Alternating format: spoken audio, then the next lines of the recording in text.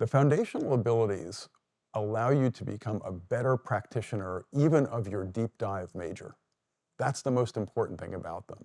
Becoming a better reader in the humanities will allow you to analyze evidence better in the sciences. Becoming a better thinker in the social sciences will allow you to think more broadly about context in the humanities. Imagine you're trying to teach someone how to surf, and you go out to the beach and there's a wave there. It would be silly to, as the teacher, to say, okay, at this moment, stand up and then turn left and then turn right and then do this, because you don't know what the wave's going to do, right? You need to teach the techniques that can be adapted in the moment.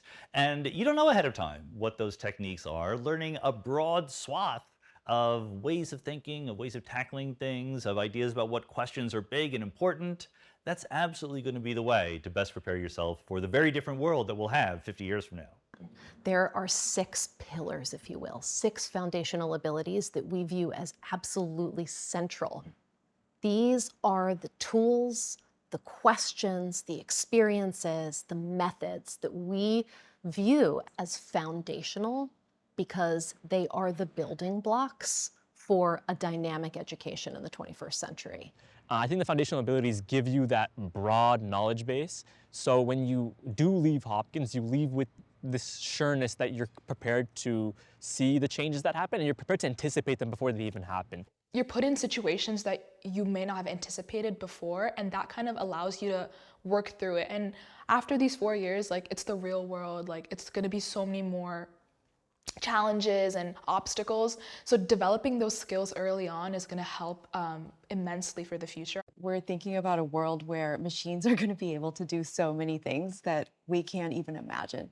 But, you know, the big question that we're going to be facing as a society, as a culture, as a civilization is how do we put humanity back into intelligence? Everybody is hitting different foundational abilities from their majors. So my roommate, for example, is super STEM, right? But I'm over here super social science. And then there's like people who are super art. And we're all realizing that we can explore each other's passions and that they might actually be our own passions.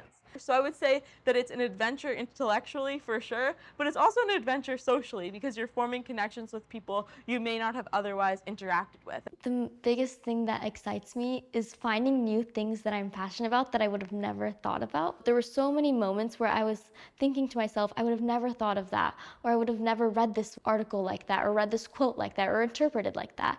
And so with the seminar style learning, I love just hearing other people's thoughts and sort of seeing how other people might think about the same thing that I read.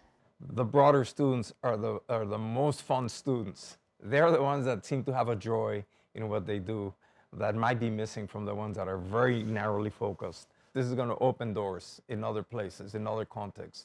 That when they go for a medical school interview and they start chatting casually with the interviewer, and it's not about the biochemistry, it's about everything else that the interviewer is trying to suss out. You know, is there depth to this person?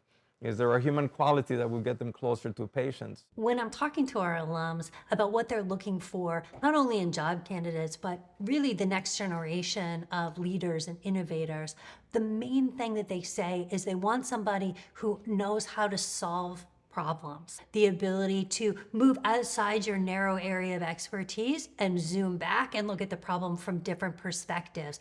Integrating knowledge in every aspect prepare them for the unknown. They have all these little pieces, almost like a piece of a puzzle, and they have to learn how to put it together. Life throws you many things. We call it curveballs sometimes, and I think you have to be ready. I think if you're newly coming into Hopkins, truly just keep your eyes open, because at a place like this where there's so many opportunities with classes, with people, with mentors, with research, really whatever you want to do, things are really just going to come and fly at you.